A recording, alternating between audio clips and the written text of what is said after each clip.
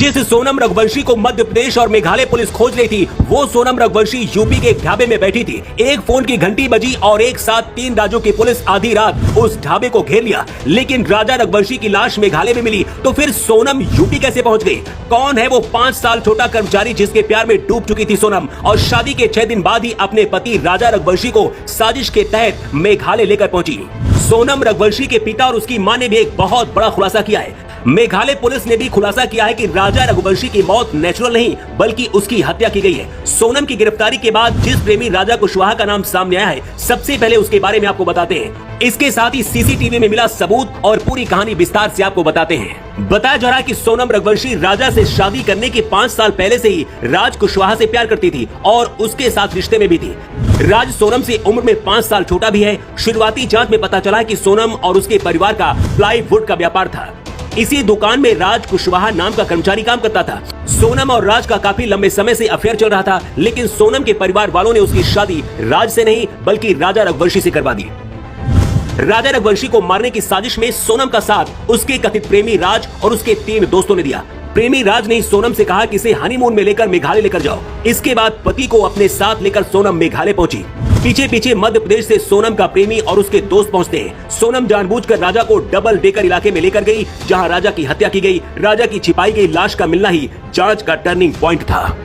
शिलांग के होटल के रिसेप्शन से राजा और सोनम का सीसीटीवी एक फुटेज भी मिला है, जिसमें दोनों स्कूटी में आते दिख रहे हैं और होटल से जाते हुए भी दिख रहे हैं। उस दौरान सोनम ने जो कपड़े पहने थे वही राजा की डेड बॉडी के पास मिला। इसके बाद सबसे बड़ा सबूत मेघालय के एक टूरिस्ट गाइड ने दिया। मेघालय के टूरिस्ट गाइड ने पुलिस को बताया था कि राजा और सोनम अकेले नहीं थे, बल्कि उनके साथ 3 और लोग थे जो उनके साथ थे, लेकिन वो हिंदी में बात कर रहे थे, इसलिए मैं समझ नहीं पाया कि आखिर वो क्या बोल रहे हैं। अब पुलिस ने मध्य प्रदेश के जिन 3 लोगों को गिरफ्तार किया है, वो सोनम के प्रेमी राज कुशवाहा के दोस्त बताए जा रहे हैं। शुरुआत में सोनम और उसके प्रेमी को लगा था कि ये मामला खत्म हो जाएगा और वो दोनों साथ रहेंगे, लेकिन मीडिया में आने के बाद मामला राजनीतिक बन गया। इसके बाद सोनम मेघालय से भागकर यूपी के गाजीपुर पहुंची और कई दिनों तक छुपती रही। अंत में हार कर एक ढाबे से रात को अपने भाई को फोन किया और बताया कि वो जिंदा है। इसके बाद सोनम के परिवार ने पुलिस को जानकारी दी। इधर ढाबे के मालिक ने भी यूपी पुलिस को फोन करके जानकारी दे दी थी।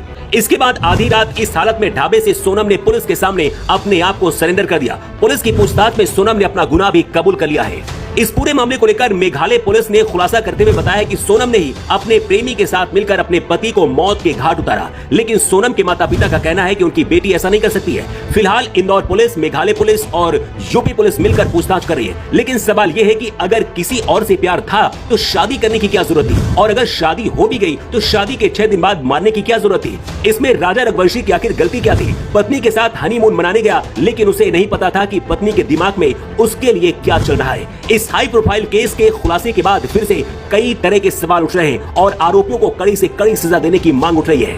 वैसे इस पूरे मामले पर आप क्या कहना चाहेंगे? अपनी राय कमेंट बॉक्स में लिखकर आप जरूर दें।